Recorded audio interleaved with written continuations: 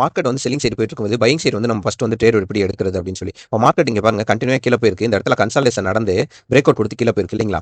Break out கொடுத்து கீழே போன மார்க்கெட் ஏதோ ஒரு சப்போர்ட் லெவலில் வந்து திரும்ப வந்து இந்த இடத்த எங்கே வந்து பிரேக் அவுட் பண்ணி மேலே போகுதோ மேலே போனதுக்கப்புறம் ஒரு செல்லிங் வருது. இது வந்து ஃபர்ஸ்ட் ஹையாக வந்து மார்க் பண்ணி வச்சுக்கோங்க. ஸோ மார்க்கெட் அங்கேருந்து மேலே போயிட்டு திரும்பவும் கீழே வந்து இந்த இடத்த வந்து திரும்பவும் சப்போர்ட் எடுத்துட்டு யூட்டர்ன் போடுது பார்த்தீங்களா? அப்படி யூட்டர்ன் போயிட்டு அந்த ஃபர்ஸ்ட் ஹை மார்க் பண்ணிங்க பாருங்க. அதை எப்போ பிரேக் அவுட் பண்ணி மேலே போக ஆரம்பிக்குதோ அப்போ இந்த இடத்துல வந்து நீங்கள் என்ட்ரி பண்ணணும். இந்த இடத்த வந்து யூட்டர்ன் போடுச்சு பார்த்தீங்களா? இந்த இடத்த வந்து உங்கள் ஃபர்ஸ்ட் ஸ்டாப் லாஸாக வந்து ஃபிக்ஸ் பண்ணி வைக்கணும். ஸோ அதே மாதிரி மார்க்கெட் மேலே போயிட்டு அகைன் கீழே வந்து எப்போ யூட்டர்ன் போட்டு செகண்டா ஒரு ஹை வந்துச்சு பார்த்தீங்களா? அதை எப்போ பிரேக் அவுட் பண்ணுதோ அப்போ இங்க இருக்க ஸ்டாப் லாஸ் வந்து இந்த இடத்துக்கு வந்து நீங்க ட்ரையல் பண்ணி மாத்திரணும்.